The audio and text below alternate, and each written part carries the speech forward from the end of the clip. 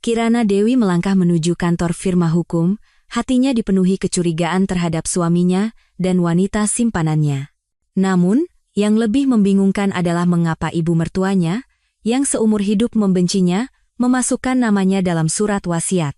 Suasana tidak lagi memungkinkan untuk tersenyum saat Bapak Hermawan Susanto, sang pengacara, mengeluarkan dokumen dan mulai membaca. Hari itu adalah salah satu hari di bulan Juli yang menyengat, tetapi ruang tunggu firma hukum itu terasa sejuk. AC berdengung pelan, menyebarkan udara dingin yang menusuk. Untuk ketiga kalinya, Kirana merapikan kerah gaun terusan berwarna biru dongker dengan pinggiran perak tipis, satu-satunya pakaian pantas yang ia miliki. Pakaian yang dibelinya 5 tahun lalu untuk menghadiri wisuda Baskara, suaminya. Selama 30 menit terakhir, ia tak terhitung lagi memeriksa jam tangannya. Jam Casio tua dengan tali yang sudah usang itu adalah hadiah dari ibunya saat ia lulus dari IKIP. Jarum jam kecil itu bergerak tanpa peduli menuju angka 12.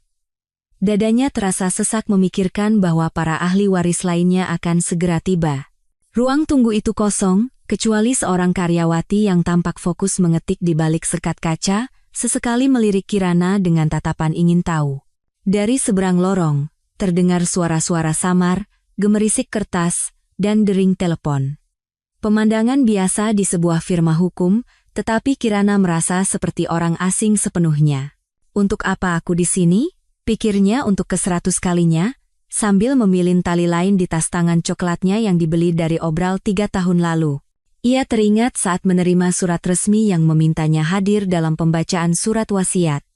Amplop tebal berlogo firma hukum itu tampak begitu janggal di antara tumpukan tagihan listrik dan surat edaran sekolah. Awalnya ia mengira ada kesalahan, tapi tidak. Amplop itu dengan jelas bertuliskan, kepada Ibu Kirana Dewi, untuk disampaikan secara pribadi. Saat ia menunjukkannya kepada Baskara di rumah, suaminya hanya tertawa. Mungkin ibu mewariskan lemari bututnya untukmu sebagai hukuman, ejeknya sambil menuang whisky ke dalam gelas kristal, hadiah dari almarhumah Ibu Rahayu Prawiro Atmodjo di hari ulang tahunnya yang terakhir. Atau cincin batu akik yang tidak pernah dipakainya. Kira-kira berapa harganya? 1 juta? 2 juta? Baskara tertawa terbahak-bahak lagi, lalu menelepon seseorang. Kirana mendengarnya menertawakan cerita itu dengan Sandra Wijaya. Bayangkan, wanita itu bahkan dimasukkan, mungkin ibu ingin bersenang-senang untuk yang terakhir kalinya. Semasa hidupnya, ibu mertuanya tidak pernah melewatkan kesempatan untuk mengingatkan Kirana bahwa ia tidak pantas untuk putra kesayangannya. Hanya seorang guru sejarah biasa, tanpa koneksi, tanpa status, dari keluarga biasa putri seorang perawat dan pegawai negeri, beban keluarga. Ibu mertuanya mengatakannya seolah-olah Kirana adalah pengemis di jalanan, bukan seorang pendidik yang dihormati dengan pengalaman 20 tahun dan berbagai penghargaan kompetisi. Penghinaan itu terasa paling menyakitkan saat diucapkan di depan suaminya. Baskara hanya akan mengangguk diam, menyetujui kata-kata ibunya. Kirana menghela napas, merapikan lipatan gaunnya yang sebenarnya tidak ada. Ia mengeluarkan cermin tangan kecil berbingkai usang dari tasnya, satu lagi warisan dari neneknya. Dari cermin, seorang wanita berusia 45 tahun menatapnya balik, rambut coklat yang disisir rapi mulai menunjukkan uban, kerutan halus di sekitar mata abu-abunya, bibir terkatup rapat. Kapan aku menjadi setua ini? Pikirnya sesaat, sebelum menepis pikiran itu. Ini bukan waktunya untuk bersedih. Pintu di belakangnya terbuka, diiringi suara sepatu hak tinggi yang mengetuk lantai marmer. Kirana secara naluriah menegakkan punggungnya. Ia mengenali langkah kaki itu. Hanya wanita-wanita di sekitar Baskara yang berjalan seperti itu. Kau di sini juga. Mengharapkan remah-remah jatuh? Suara mengejek terdengar. Kirana berbalik perlahan. Di pintu masuk berdiri Baskara, tampak sempurna seperti biasa. Setelan 3 potong abu-abu tua, dasi terikat tanpa celah, dan kancing manset yang dihadiahkan ibunya pada ulang tahunnya yang ke-40. Waktu berbaik hati padanya. Di usia 47, ia masih tampak menawan, jika mengabaikan perut yang mulai membuncit dan dahi yang melebar yang coba ia sembunyikan dengan tatanan rambut yang diperhitungkan. Di sampingnya, seperti bayangan, Sandra Wijaya tersenyum. Seorang wanita pirang berusia 35 tahun, modis, dan terawat. Ia adalah asisten pribadi almarhumah Ibu Rahayu, dan kini, kekasih resmi Baskara. Ia mengenakan gaun terusan berwarna gading yang pas di badan, sepatu hak tinggi desainer Italia, dan anting-anting emas dengan mutiara besar hadiah mahal dari Ibu Rahayu pada Hari Ibu tahun lalu. Kirana mengingat hari itu dengan jelas. Makan malam keluarga di villa mereka di puncak. Ibu Rahayu, dengan dramatis, menyerahkan anting-anting itu kepada asistennya yang tak tergantikan, sementara Kirana hanya diberi sekotak bolu meranti. "Aku ingat kau selalu suka ini," kata Ibu Rahayu dengan ironi yang tajam. Ironisnya adalah Ibu Rahayu tahu betul bahwa Kirana tidak bisa makan bolu itu karena alergi produk susu sejak kecil. "Saya diundang," jawab Kirana dengan tenang, berusaha agar suaranya tidak bergetar. Ia tidak ingin menunjukkan betapa arogansi pasangan itu menyakitinya. Setelah 15 tahun pernikahan, ia sudah terbiasa dengan penghinaan. "Oh, jangan berlebihan," kata Baskara mendekat. Aroma parfum mahalnya tercium, bercampur dengan sesuatu yang lain. Kekuasaan.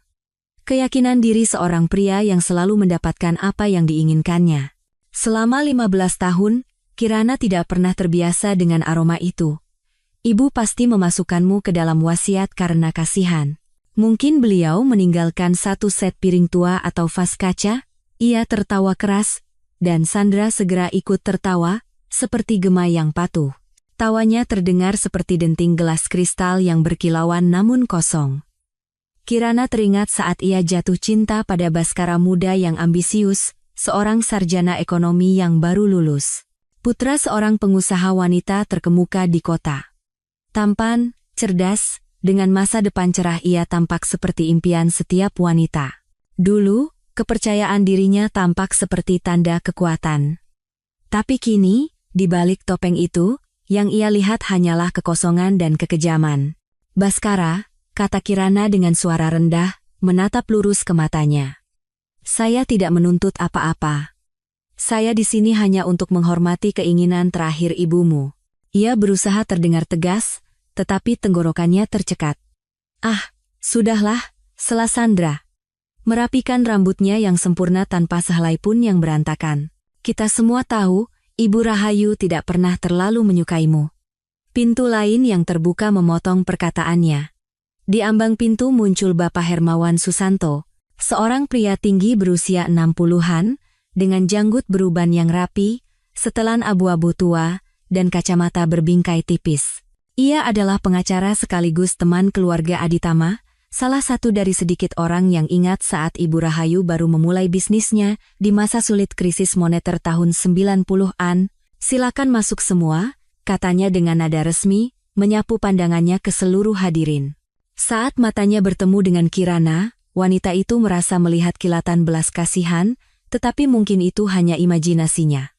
Kirana merapikan rambut dan gaunnya. Ia merasa tidak pada tempatnya di antara orang-orang yang terbiasa dengan kemewahan dan kelimpahan. Pakaian sederhana seorang guru sejarah SMP begitu kontras dengan busana desainer Sandra atau anggota keluarga lainnya. Dengan kaki gemetar, ia masuk paling akhir.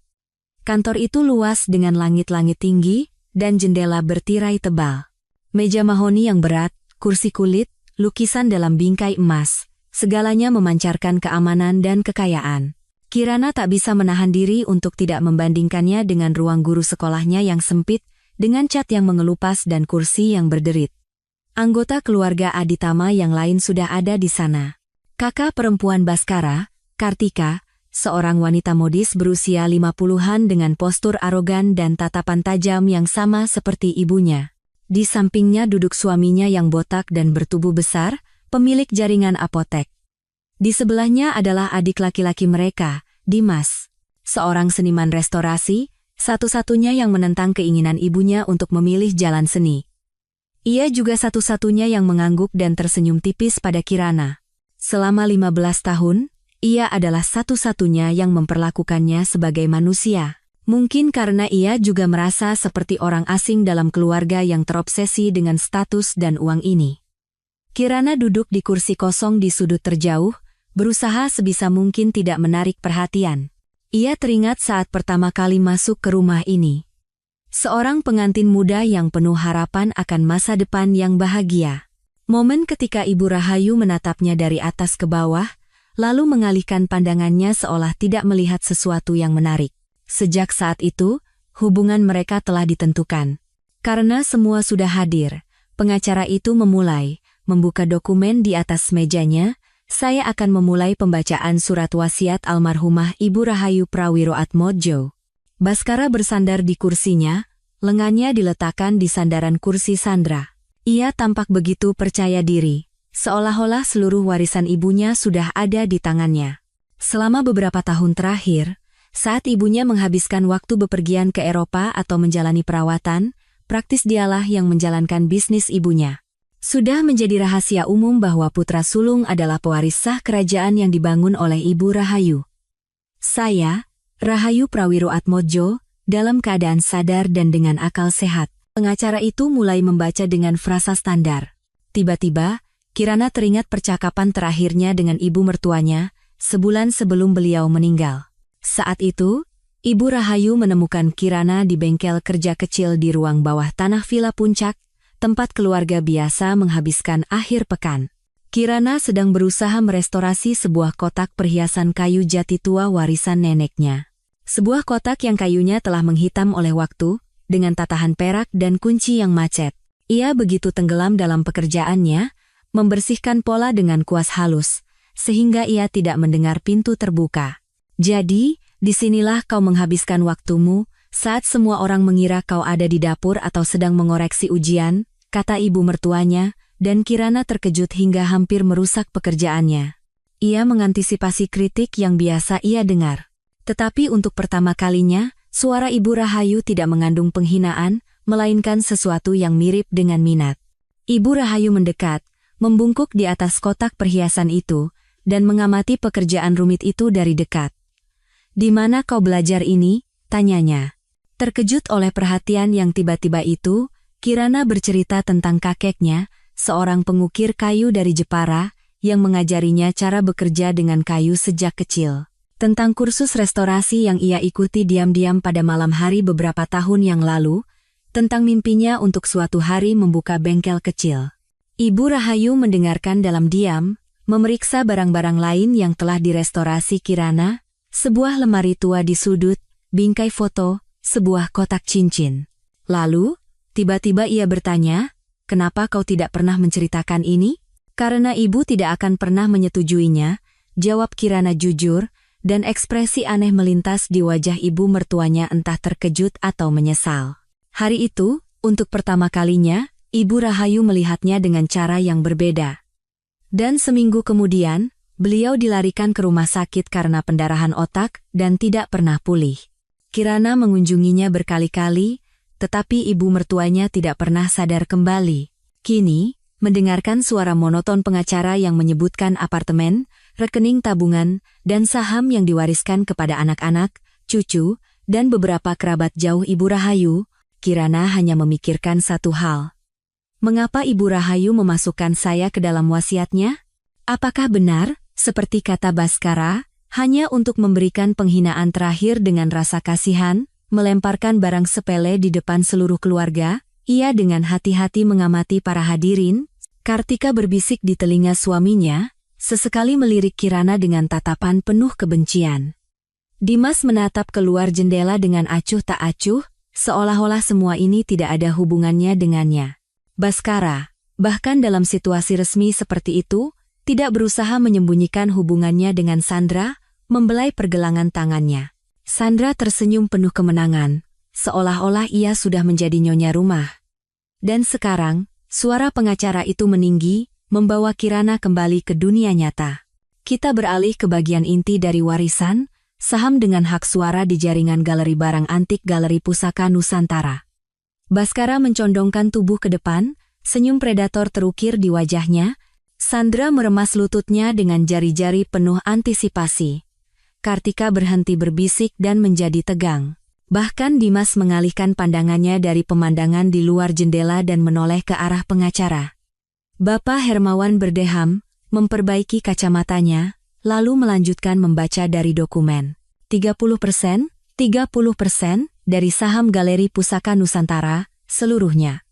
Pengacara itu berhenti sejenak, menatap para hadirin dari balik kacamatanya. Diwariskan kepada Ibu Kirana Dewi. Keheningan yang berat menyelimuti kantor itu, begitu sunyi hingga Kirana bisa mendengar detak jantungnya sendiri. Beberapa detik terasa seperti selamanya, ia menahan napas, tidak percaya dengan apa yang baru saja ia dengar. Ini pasti kesalahan, kesalahpahaman, atau lelucon kejam dari ibu mertuanya. Mulut Baskara ternganga. Wajah Sandra menjadi pucat, nyaris tak bisa dibedakan dari warna gaunnya. Kartika mengeluarkan suara tercekik seperti jeritan, dan suaminya dengan gelisah memperbaiki simpul dasinya. Hanya Dimas yang menatap Kirana dengan senyum tipis, seolah sama sekali tidak terkejut dengan semua ini. Ini kesalahan. Baskara yang memecah keheningan. Suaranya serak dan tercekik. Ibu tidak mungkin melakukan itu. Tidak mungkin. Bapak Hermawan dengan tenang memperbaiki kacamatanya. Ini bukan kesalahan, Pak Baskara. Saya pribadi yang menyusun dokumen ini atas instruksi langsung dari ibu Anda. Beliau dalam keadaan pikiran yang sangat jernih dan memiliki kapasitas penuh untuk membuat keputusan. Tapi ini tidak masuk akal. Baskara berdiri, wajahnya memerah. 30%? Setengah dari kendali bisnis? Untuk wanita ini? Ia menunjuk Kirana seolah-olah wanita itu adalah sebuah benda.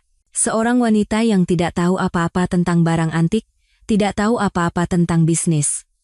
Seorang guru yang bahkan tidak punya uang untuk membeli satu gaun yang layak. Kirana tetap duduk, mencengkeram sandaran kursi.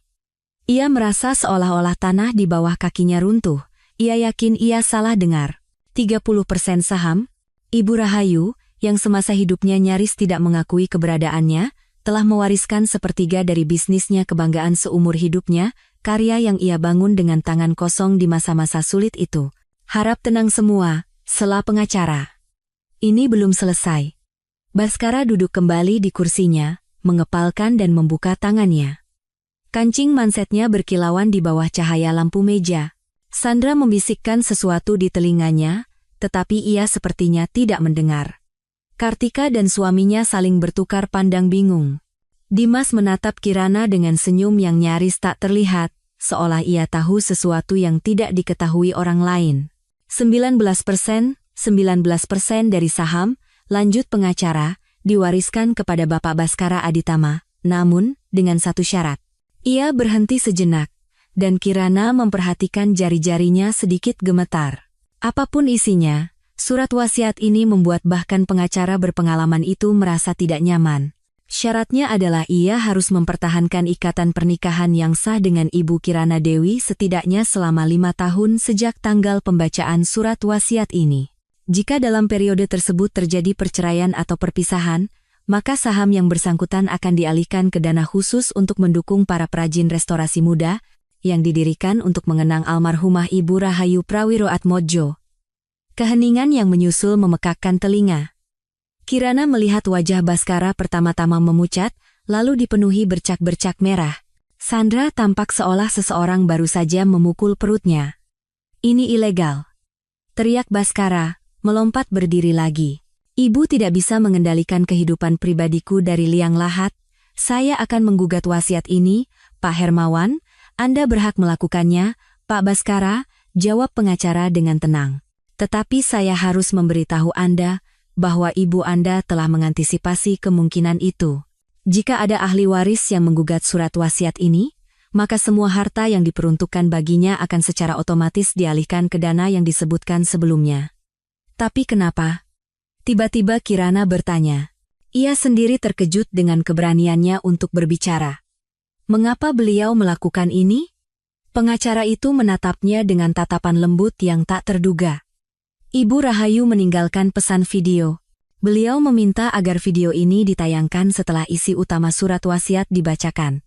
Bapak Hermawan bangkit, mendekati televisi layar datar besar yang tergantung di dinding, dan menyalakannya dengan remote.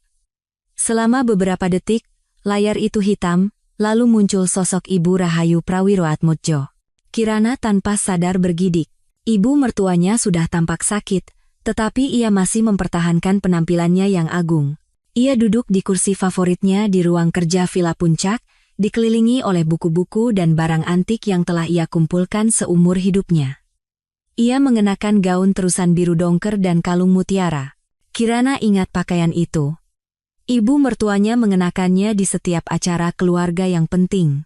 Jika kalian menonton video ini, itu artinya aku sudah tidak ada lagi di dunia ini. Suara Ibu Rahayu sedikit lebih lemah dari saat ia masih hidup, tetapi tetap berwibawa. Dan aku yakin kalian semua terkejut dengan isi wasiatku. Ia tersenyum tipis, dan Kirana merasakan sesuatu yang baru dan asing dalam senyum itu. Mungkin kesedihan, mungkin penyesalan. Terutama kau, Baskara, dan kau, Kirana, pasti yang paling terkejut. Ibu Rahayu menatap lurus ke kamera, sedikit mencondongkan tubuh ke depan. Baskara, kau pasti yakin bahwa kau berhak mendapatkan semua hak suara. Kau selalu menganggap dirimu satu-satunya pewaris yang sah untuk bisnis ini. Tapi, nak, kau tidak pernah mengerti nilai sebenarnya dari apa yang telah kuciptakan. Ia berhenti sejenak, memilin mutiara di lehernya, sebuah gerakan yang telah Kirana lihat ratusan kali selama pernikahannya, kebiasaan yang mengungkapkan kegugupan Ibu Rahayu yang biasanya tak tergoyahkan. Galeri Pusaka Nusantara bukan sekadar jaringan toko. Ini adalah sejarah, seni, ini adalah tentang melestarikan keindahan untuk generasi mendatang. Tapi kau hanya melihat uang dan status di dalamnya. Kirana melirik Baskara. Ia mencengkeram sandaran kursi sampai buku-buku jarinya memutih, menatap layar dengan campuran kemarahan, kebingungan, dan sesuatu yang lain, ketakutan. Dan kau, Kirana?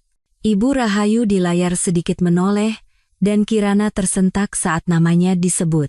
Selama 15 tahun, aku melihatmu menanggung penghinaan, perselingkuhan, dan keegoisan putraku. Selama 15 tahun, kau menjaga nama baik keluarga Aditama dengan anggun, meskipun kami tidak selalu adil kepadamu. Kirana merasa tenggorokannya tercekat. Kata-kata itu, pengakuan dari ibu mertuanya, yang pertama kali ia dengar setelah bertahun-tahun, terasa semakin menyakitkan sekarang karena Ibu Rahayu telah tiada. Tapi bukan hanya karena itu, lanjut ibu mertuanya. Sebulan yang lalu, aku secara tidak sengaja melihat pekerjaanmu. Tanganmu, Kirana. Itu adalah tangan seorang perajin restorasi sejati. Kau memiliki sesuatu yang tidak bisa dibeli dengan uang atau diwariskan, bakat dan cinta pada benda-benda kuno. Kantor itu menjadi begitu sunyi sehingga Kirana bisa mendengar detak jarum jam dinding. Semua orang menatap bergantian antara layar dan dirinya. Seolah-olah mereka melihatnya untuk pertama kalinya. Tahukah kau? Ibu Rahayu di layar tiba-tiba tersenyum, dan senyum itu mengubah wajahnya yang biasanya kaku. Aku juga pernah bermimpi menjadi seorang perajin restorasi. Saat muda, aku belajar di FSRD ITB, merestorasi perabotan tua. Lalu aku menikah dengan ayahmu, punya anak, dan suamiku meyakinkanku bahwa itu bukan pekerjaan serius, bahwa status dan posisi sosial lebih penting daripada bengkel kayu yang sederhana. Ia menghela napas panjang, dan Kirana melihat bayangan kesakitan lama melintas di wajahnya. Aku menuruti kata-katanya.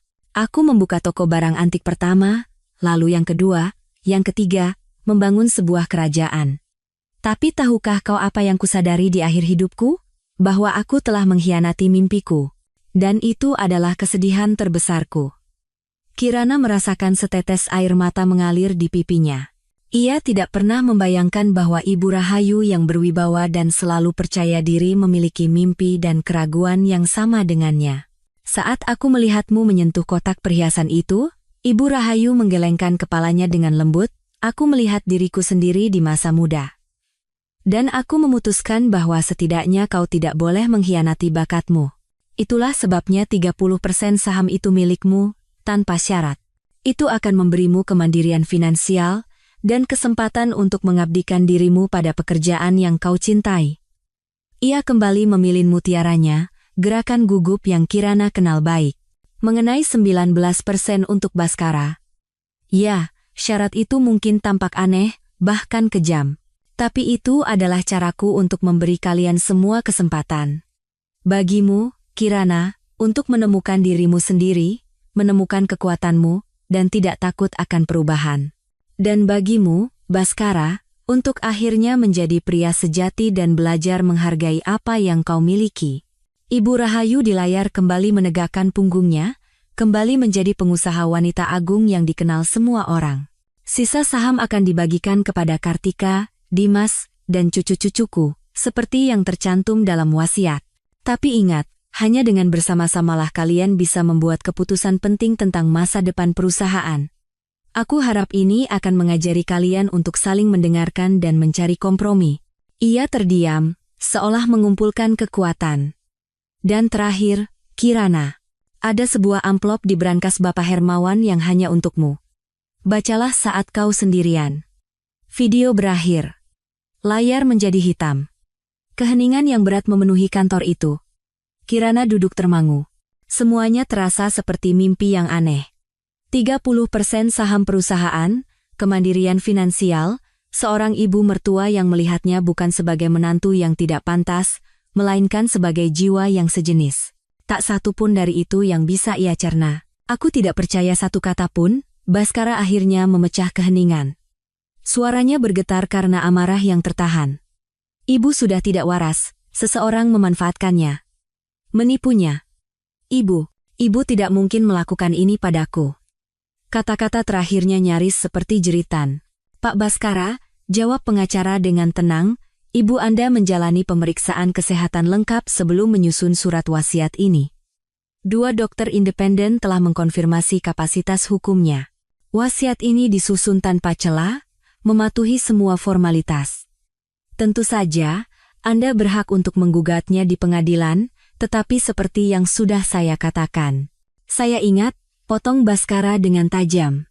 Jika saya menggugat, saya tidak akan mendapatkan apa-apa. Pemerasan yang sempurna.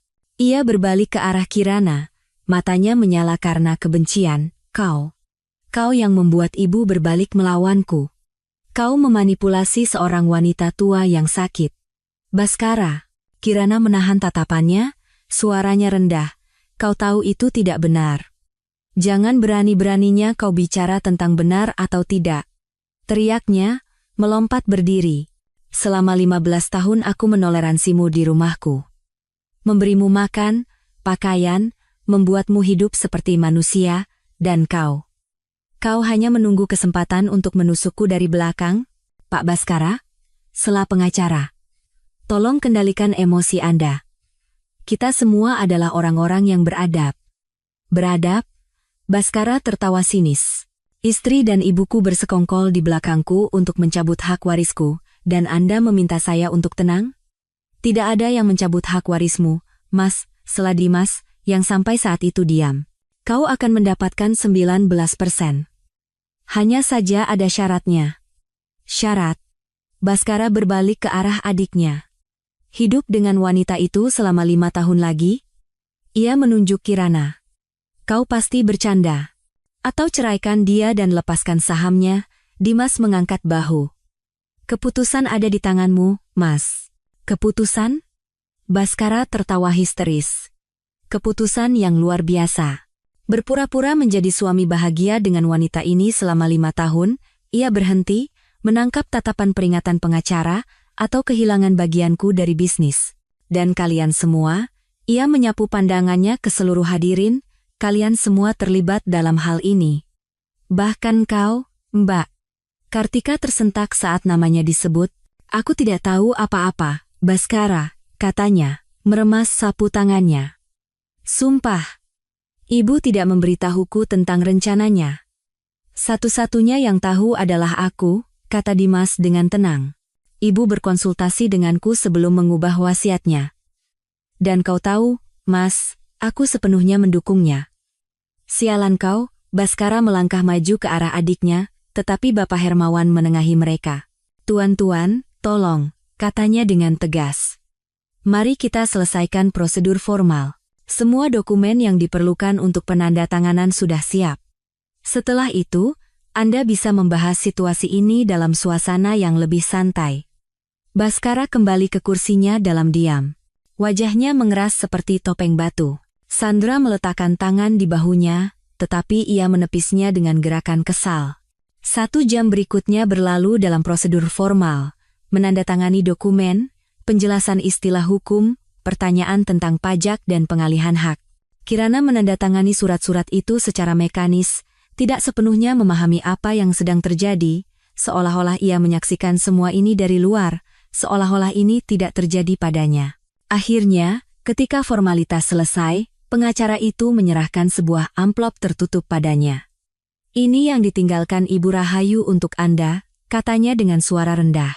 Kirana menerima amplop itu dengan tangan gemetar. Di atasnya, dengan tulisan tangan rapi ibu mertuanya, tertulis, "Untuk Kirana." Dibuka saat sendirian. "Rahasia apa lagi ini?" gumam Baskara, melihat amplop itu. "Apa isinya? Kejutan lain?" "Pak Baskara," kata pengacara dengan suara lelah. "Itu adalah surat pribadi dari ibu Anda untuk menantunya. Tolong hargai keinginan terakhir Ibu Rahayu." Baskara hendak membalas sesuatu, lalu tiba-tiba ia tampak kempis, seolah semua udara keluar dari tubuhnya. Ia tidak lagi tampak seperti pengusaha agung, melainkan seorang pria tua yang bingung yang tanahnya telah runtuh di bawah kakinya. Kartika dan suaminya mengucapkan selamat tinggal dengan suara rendah dan pergi, menghindari tatapan Kirana. Dimas, saat melewatinya, dengan lembut meremas bahunya dan berbisik, "Telepon aku nanti." Sandra berdiri di satu sisi dengan ekspresi tak terbaca, seolah sedang mengevaluasi situasi dan menghitung skenario. Ketika semua orang telah pergi, hanya Kirana dan pengacara yang tersisa di kantor itu. "Ibu Kirana," kata Bapak Hermawan. "Sekali lagi saya turut berduka cita atas meninggalnya Ibu Rahayu. Jika Anda memiliki pertanyaan tentang pengelolaan aset atau masalah hukum apapun, jangan ragu untuk menghubungi saya." "Terima kasih," jawab Kirana dengan suara rendah, masih memegang amplop itu. "Sekarang, jika Anda tidak keberatan, saya ingin berbicara berdua dengan Pak Baskara, masih ada beberapa hal teknis yang tersisa." Kirana mengangguk dan berjalan menuju pintu. Saat ia melewati Baskara, pria itu tiba-tiba meraih tangannya.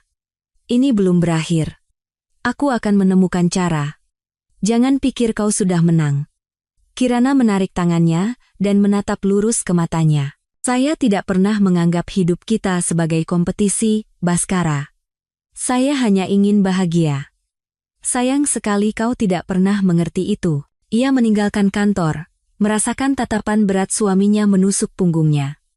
Di koridor, Sandra memanggilnya. "Ibu Kirana, tunggu sebentar."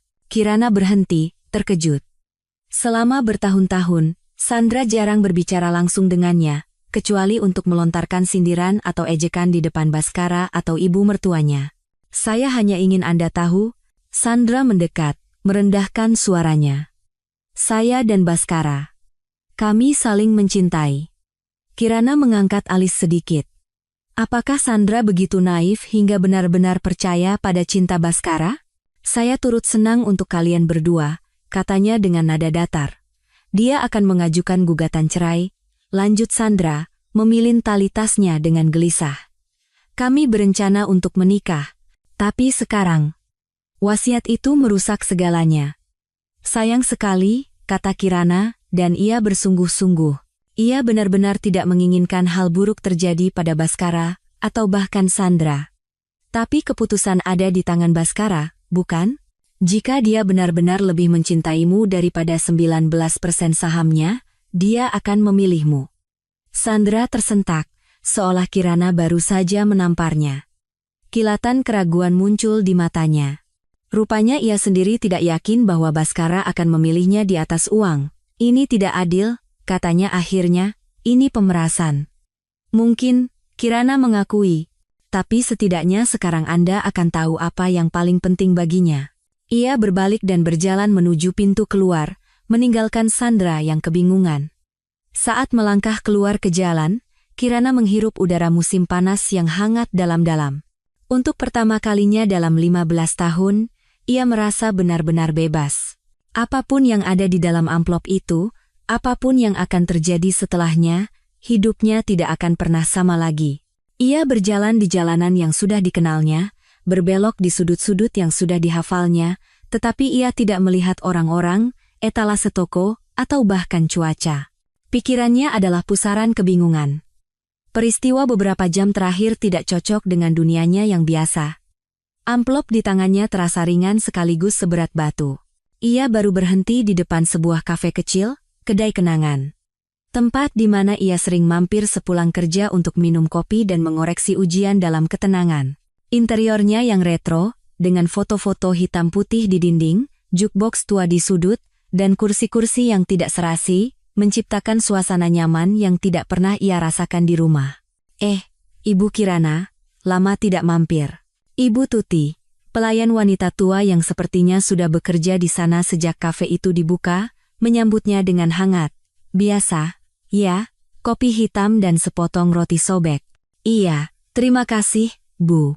Kirana mencoba tersenyum, tetapi terasa canggung.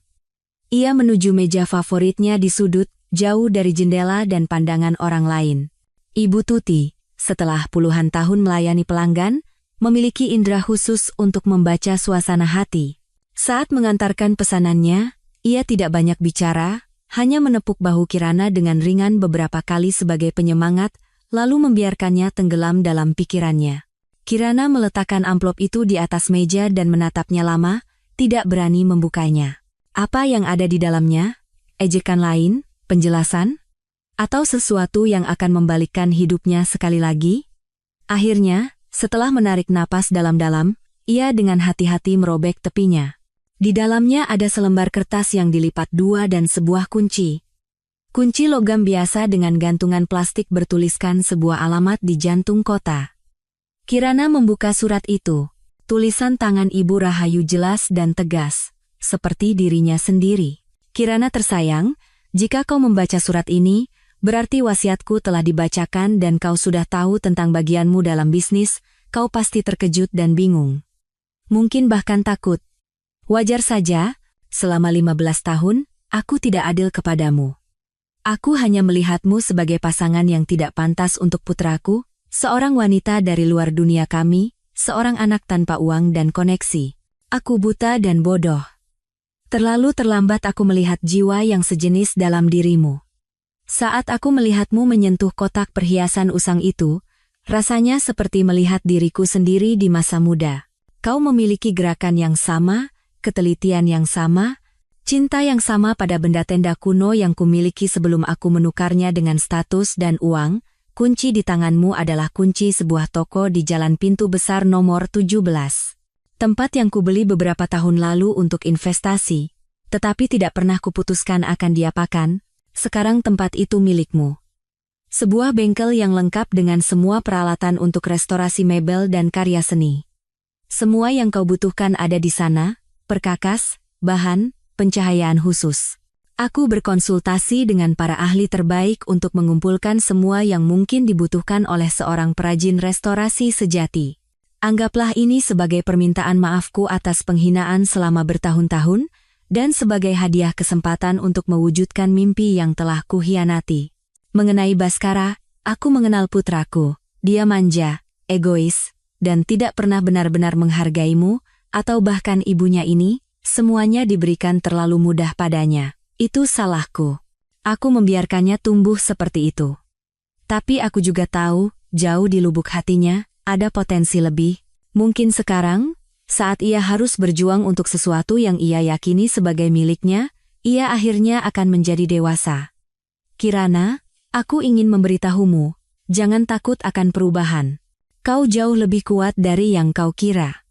Kau bertahan selama 15 tahun di dalam keluarga kami, itu menunjukkan kekuatan mental yang luar biasa. Sekarang kau memiliki kemandirian finansial dan kesempatan untuk memulai hidup baru. Bersama Baskara atau tidak, pilihan ada di tanganmu. PS. Periksa laci paling atas meja rias di bengkel.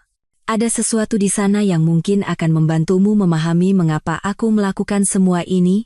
Dengan hormat dan penyesalan, Rahayu. Kirana membaca surat itu 2 kali, ia tidak bisa percaya dengan apa yang dilihatnya. Semuanya terasa tidak nyata. Kemerdekaan finansial, bengkel sendiri, pengakuan dan bahkan semacam permintaan maaf dari wanita yang selalu memandangnya rendah. Ia menyesap kopinya yang sudah dingin, mencoba menata pikirannya. Kunci itu tergeletak di atas meja, berkilauan di bawah cahaya lampu seperti janji kehidupan baru. Kirana mengambilnya, memutarnya di antara jari-jarinya. Ia merasakan gerigi logam itu dengan ujung jarinya. Jalan Pintu Besar nomor 17. Ia tahu alamat itu. Sebuah bangunan tua awal abad ke-20 di pusat sejarah kota, dengan cetakan di fasadnya dan langit-langit tinggi. Apa yang ada di laci atas itu, pikirnya, dan rasa ingin tahu mengalahkan kebingungannya. Setelah membayar dan berterima kasih kepada Ibu Tuti, Kirana meninggalkan kafe dan berjalan ke halte bus. Jalan Pintu Besar hanya beberapa pemberhentian dari sana. Kota itu menjalani kehidupan musim panasnya seperti biasa. Ibu-ibu dengan anak-anak yang bergegas ke taman, orang-orang tua yang membahas berita terbaru di bangku, kaum muda yang tertawa terbahak-bahak di depan kafe-kafe trendy. Hari biasa, di mana dunia Kirana Dewi terbalik. Bus tua yang berderit di tikungan itu hampir kosong pada jam itu. Kirana duduk di dekat jendela, menyaksikan jalanan masa kecilnya berlalu satu persatu. Di sanalah ia tumbuh dewasa, bertemu Baskara, menghabiskan seluruh hidupnya. Tapi sekarang, ia merasa melihat segalanya dengan mata yang berbeda. Jalan Pintu Besar nomor 17 persis seperti yang ia ingat. Sebuah bangunan 5 lantai awal abad ke-20 dengan fasad yang direstorasi dengan elegan beberapa tahun yang lalu. Lantai dasar ditempati oleh toko-toko. Toko barang antik, toko buku bekas, kedai teh kecil. Kirana mencari pintu masuk terpisah dan menemukannya, sebuah pintu yang tidak mencolok di antara toko barang antik dan toko buku bekas. Kunci itu pas dengan sempurna. Pintu terbuka tanpa suara, seolah engselnya sering diminyaki. Di baliknya ada lobi kecil dan tangga menuju lantai 2. Kirana menaiki tangga, merasakan anak tangga yang tidak berderit dan pegangan tangan yang mengkilap karena sering digunakan. Di lantai atas, pintu kayu besar lainnya dengan pegangan berbentuk singa menantinya. Kunci kedua dari gantungan kunci itu juga pas di sana. Kirana melangkah masuk dan berdiri terpaku di ambang pintu. Ia tidak bisa percaya dengan apa yang dilihatnya. Di hadapannya terbentang sebuah ruangan luas dengan langit-langit tinggi dan jendela-jendela besar yang membiarkan cahaya matahari masuk. Tapi yang membuatnya menahan napas adalah perabotannya. Di tengah ada meja kerja besar, dikelilingi oleh rak-rak yang penuh dengan perkakas, mulai dari obeng dan pahat hingga alat restorasi khusus yang namanya hanya ia ketahui dari majalah profesional. Di sepanjang dinding ada meja kerja panjang dengan catok dan puluhan laci. Di salah satu sudut ada lemari yang penuh dengan botol dan kaleng berisi pernis, cat, pewarna, dan bahan-bahan lain, sesuai dengan labelnya. Semuanya baru, berkilauan, dan tertata dengan presisi yang teliti. Ibu Rahayu tidak melebih-lebihkan. Di sana benar-benar ada semua yang bisa diimpikan oleh seorang perajin restorasi. Di ujung lain, Kirana melihat sesuatu yang membuat hatinya berdebar. Sebuah meja tulis jati tua, persis seperti yang ada di ruang kerja kakeknya, hanya saja kualitasnya lebih baik. Di sampingnya ada sebuah meja rias klasik yang elegan dengan hiasan perunggu dan bagian atas dari marmer. Kirana teringat catatan pascaskrip di surat itu, dan perlahan mendekati meja rias. Laci paling atas terbuka dengan mudah, seolah mengundangnya masuk. Di dalamnya ada sebuah foto tua berbingkai dan sebuah album kecil. Foto itu menunjukkan Ibu Rahayu di masa mudanya, yang belum pernah Kirana lihat sebelumnya.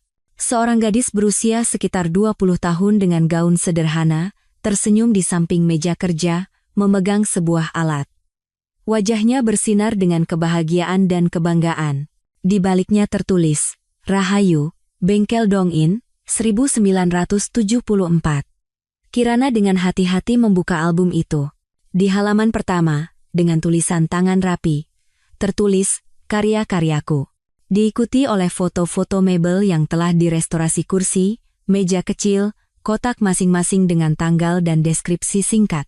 Catatan terakhir bertanggal 1980, tahun ketika Ibu Rahayu menikah dengan Ayah Baskara. Di bawah album itu ada amplop lain, kali ini tanpa tulisan. Di dalamnya, Kirana menemukan clipping artikel lama dari sebuah koran seni dan budaya. Judulnya, Bakat-bakat Muda dalam Seni Restorasi. Sebuah foto hitam putih menunjukkan Ibu Rahayu muda yang sama, menerima sebuah penghargaan. Artikel itu berbicara tentang seorang lulusan bidang restorasi yang menjanjikan, meramalkan masa depan yang gemilang untuknya.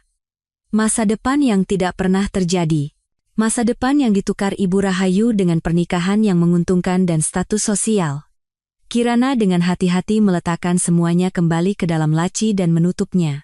Sekarang ia mengerti ibu mertuanya jauh lebih baik.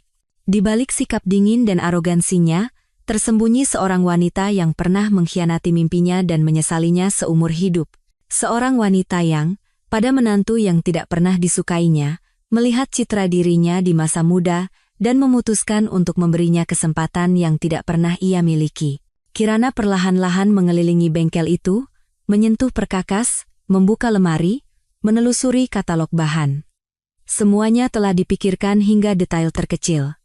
Ventilasi, pencahayaan, bahkan ada area dapur kecil di sudut dengan ketel dan microwave. Ia mendekati jendela dan memandang ke bawah ke kota. Dari sana, ia bisa melihat kota tua, dengan kubah gereja tua dan atap-atap bangunan bersejarah. Pemandangan yang sempurna untuk seorang perajin restorasi. Tiba-tiba, ia melihat layar ponselnya. 7 panggilan tak terjawab dari Baskara, 3 dari Dimas. Setelah ragu sejenak, ia dengan tegas mematikan suaranya. Hari ini ia ingin sendirian. Menerima apa yang telah terjadi dan memutuskan apa yang harus dilakukan selanjutnya. Ia duduk di kursi berlengan di dekat jendela, menyaksikan matahari bermain di atas permukaan meja tua yang mengkilap. Untuk pertama kalinya setelah sekian lama, ia tidak merasakan ketakutan akan masa depan, melainkan antisipasi, seolah-olah musim dingin yang panjang telah berakhir dan ia berada di ambang musim semi. Ia mengeluarkan buku catatan kecil yang selalu ia bawa di tasnya dan mulai menulis ide-ide untuk bengkelnya. Layanan apa yang bisa ia tawarkan? Mebel apa yang ingin ia restorasi terlebih dahulu? Di mana mencari pelanggan? Tulisannya menjadi semakin tegas, dan daftarnya semakin panjang. 1 jam kemudian, ketika sinar matahari terakhir merayap di dinding, Kirana menyadari bahwa ia sedang tersenyum. Senyum yang sudah sangat lama tidak ia lakukan. Ia bangkit, melihat sekeliling untuk terakhir kalinya pada apa yang sekarang menjadi bengkelnya, dan dengan tegas berjalan menuju pintu. Saatnya pulang dan menghadapi kenyataan barunya. Tapi sebelumnya, ia menekan nomor Dimas. "Halo?" Jawabnya segera. "Dimas? Ini Kirana." "Ah, akhirnya. Aku mulai khawatir. Bagaimana kabarmu?" "Sulit dijelaskan," akunya. "Semuanya begitu tiba-tiba. Tapi kau tahu? Kurasa aku baik-baik saja. Lebih dari baik-baik saja." "Aku senang mendengarnya." Suara Dimas terdengar tulus dan hangat. "Mas Baskara sedang kalut. Dia meneleponku, mengancam akan menuntut pengacara, seperti biasa." "Aku tidak mengangkat teleponnya," Kirana mengaku. "Aku belum siap bicara dengannya." "Bagus. Biarkan dia tenang dulu," saran Dimas. "Begini, bagaimana kalau kita bertemu besok? Kita bisa bicara tentang semuanya dengan tenang. Aku bisa memberitahumu lebih banyak tentang perusahaan, bagaimana dewan direksi bekerja, kau akan perlu tahu semua itu sekarang." "Ya, itu akan sangat membantu," Kirana mengangguk. "Terima kasih, Dimas. Karena selalu baik padaku." "Hei, kita kan keluarga," jawabnya ringan. "Bukan jenis keluarga yang coba diciptakan Mas Baskara, tapi keluarga yang sesungguhnya." Setelah berbicara dengan Dimas, Kirana merasa sedikit lebih tenang. Setidaknya ia tidak sendirian dalam kehidupan baru yang asing ini. Saat melangkah keluar ke jalan, ia menghirup udara malam dalam-dalam. Senja mulai turun di kota. Lampu-lampu jalan mulai menyala satu persatu. Malam musim panas biasa. Tetapi bagi Kirana Dewi, tidak ada lagi yang biasa. Hidupnya telah berubah selamanya. Ia menatap sekali lagi gedung tempat bengkelnya berada, menghafal setiap detail fasadnya, dan tersenyum. Lalu, dengan langkah mantap, ia berjalan menuju halte bus, percakapan dengan suaminya, yang pasti tidak akan mudah, menantinya. Tapi Kirana tidak lagi takut. Apapun yang terjadi, sekarang ia memiliki jalannya sendiri. Rumah menyambut Kirana dengan keheningan yang tidak biasa. Biasanya pada jam ini, Baskara sudah pulang, menyalakan televisi dengan volume keras dan menuntut makan malam. Tapi hari ini, apartemen itu gelap dan sunyi, seolah tak berpenghuni. Kirana menyalakan lampu lorong, melepas sepatunya, dan pergi ke dapur. Ia butuh teh panas yang kental untuk menenangkan pikirannya sebelum konfrontasi yang tak terhindarkan dengan suaminya. Saat ia meletakkan air untuk direbus, ia secara refleks membuka kulkas. Ia mulai berpikir apa yang akan disiapkan untuk makan malam, lalu berhenti. Hari ini telah mengubah segalanya, termasuk tatanan lama dalam kehidupan keluarganya. Ia tidak akan lagi menjadi istri yang patuh yang mencoba menyenangkan suaminya dalam segala hal. Tepat saat air mulai mendidih, ia mendengar kunci diputar di pintu depan. Langkah kaki Baskara yang berat bergema di lorong, dan Kirana menegakkan tubuh, bersiap untuk konfrontasi. Baskara muncul di ambang pintu dapur, dan Kirana tanpa sadar memperhatikan betapa ia telah berubah hanya dalam 1 hari. Penampilannya yang biasanya tanpa celah kini berantakan. Dasinya miring, kemejanya keluar dari celana, dan matanya merah entah karena kelelahan atau alkohol. Akhirnya kau muncul, katanya alih-alih salam. Di mana saja kau seharian? Di bengkel, jawab Kirana dengan tenang, menuangkan teh ke dalam cangkir. Mau secangkir? Bengkel apa? Baskara masuk ke dapur dan menjatuhkan diri ke kursi. Apa yang kau bicarakan? Ibu tidak hanya meninggalkan saham untukku. Kirana duduk di seberangnya, memegang cangkir panas dengan kedua tangan. Beliau juga meninggalkan sebuah toko di pusat kota, lengkap dengan semua peralatan untuk restorasi. Apa? Baskara menatapnya tak percaya. Kau pasti bercanda. Bengkel di kota tua. Tempat yang beliau beli 3 tahun lalu. Di sana, Kirana mengangguk. Jalan pintu besar nomor 17. Lantai 2. Wajah Baskara memucat. Ibu bilang itu untuk investasi. Bahwa beliau akan membuka toko lain di sana. Kurasa rencananya berubah. Kirana mengangkat bahu, berusaha tetap tenang meskipun jantungnya berdebar kencang di tenggorokannya. Baskara, kita perlu bicara serius. Bicara apa? Ia melompat berdiri, nyaris menjatuhkan kursinya. Ibu sudah gila sebelum meninggal. Kau memanfaatkannya, dan sekarang kau pikir kau bisa memerintah di sini? Kau pikir aku akan menuruti kemauanmu hanya karena 19% itu?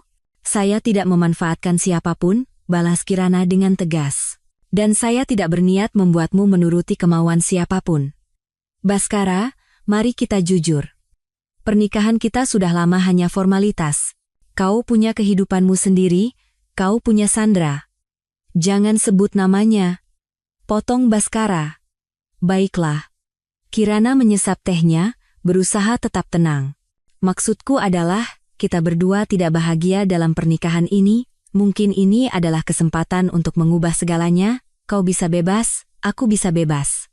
Kau bisa bersama orang yang benar-benar kau inginkan, dan kau mendapatkan 30% dari bisnisku, teriak Baskara. Bisnis yang dibangun ibuku, bisnis yang seharusnya menjadi milikku. Ibumu memutuskan sebaliknya, kata Kirana dengan suara rendah. Dan kau tahu? Aku mulai mengerti mengapa. Oh, cerahkan aku. Baskara meludah dengan racun. Karena bagimu, yang penting selalu uang dan status, Kirana menatap lurus ke matanya. Dan bagi ibumu, itu adalah sesuatu yang lebih. Seni, keindahan, sejarah. Hal-hal yang tidak pernah kau hargai. Baskara tertawa hampa, tanpa sedikit pun kegembiraan. Pidato yang menyentuh, kau berlatih seharian. Atau ibu mendiktekannya di suratnya? Kirana menggelengkan kepala. Percakapan ini tidak akan kemana-mana. Baskara, saya tidak ingin bertengkar denganmu. Saya menawarkan untuk menyelesaikan ini secara beradab. Jika kau ingin bercerai, saya setuju. Kau akan kehilangan 19% sahammu, tapi kau akan bebas. Bukankah itu yang kau inginkan? Baskara membeku, menatapnya dengan ekspresi baru. Tiba-tiba ia duduk kembali di kursinya, menutupi wajahnya dengan kedua tangan. Kau tidak mengerti, gumamnya dengan suara teredam. Ini bukan hanya tentang saham. Tanpa hak suara mayoritas, aku tidak bisa menjalankan perusahaan sesukaku. Dan dengan gabungan saham saya dan Dimas, kami bisa memblokir keputusanmu. Kirana menyelesaikan kalimatnya. Ya, saya mengerti. Tapi apakah itu begitu mengerikan? Apakah begitu buruk untuk sesekali mendengarkan orang lain? Baskara mengangkat matanya yang merah dan menatapnya. Kau tidak tahu apa-apa tentang bisnis? Kau seorang guru, Kirana. Kau bisa bercerita pada anak-anak tentang perjuangan kemerdekaan atau revolusi. Tapi dalam bisnis, kau nol besar. Mungkin dalam hal manajemen, Kirana mengakui. Tapi tentang restorasi, saya tahu lebih banyak dari yang kau kira, dan yang terpenting, saya siap untuk belajar. Apa maksudmu? Ia mengerutkan kening. Maksudku, ibu tidak membuat wasiat itu sembarangan, kata Kirana dengan lembut, beliau ingin kita bekerja sama. Beliau ingin kau belajar menghargai apa yang kau miliki bukan hanya uang dan kekuasaan, tapi juga orang-orang di sekitarmu. Dan beliau ingin aku belajar untuk percaya pada diriku sendiri, pada kekuatanku. Baskara mendengus, tetapi tanpa kemarahan sebelumnya. Terdengar seperti sinetron murahan. Mungkin, Kirana tersenyum, tapi terkadang ada kebenaran dalam cerita-cerita itu, bukan? Mereka terdiam. Suara detak jam dinding tua, warisan nenek yang selalu ingin Baskara buang, memenuhi dapur. Malam semakin larut, dan bintang-bintang pertama berkelip di langit musim panas. Jadi, apa yang kau usulkan? Baskara akhirnya bertanya. Suaranya, untuk pertama kalinya dalam percakapan itu, tidak lagi mengandung amarah atau sarkasme, hanya kelelahan. Mari kita beri waktu, kata Kirana. Jangan memutuskan apapun dengan tergesa-gesa. Kau pikirkan apa yang lebih penting bagimu, kendali atas bisnis atau kebebasanmu. Aku akan beradaptasi dengan peranku sebagai salah satu pemilik. Dan dalam sebulan, kita duduk dan memutuskan bagaimana selanjutnya. Dan selama sebulan ini, kau akan tinggal di mana? Tanya Baskara. Kirana ragu-ragu. Ia belum memikirkannya. Apartemen ini milik Baskara, dibelikan oleh orang tuanya atas namanya sebelum mereka menikah. Ia tidak punya rumah sendiri, tidak punya tabungan untuk menyewa tempat. Aku bisa tinggal dengan Sari, katanya akhirnya, memikirkan teman lamanya, seorang rekan guru. Atau, ada ruang kecil di bengkel. Aku bisa tinggal di sana untuk sementara. Jangan konyol, potong Baskara. Aku yang akan pergi. Aku akan tinggal di apartemen ibu untuk sementara. Lagi pula kosong. Kirana menatap suaminya dengan terkejut.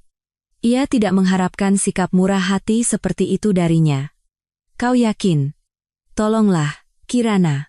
Jangan membuatku terlihat seperti monster, kata Baskara dengan suara lelah. Aku mungkin brengsek, tapi aku tidak akan mengusirmu dari rumah.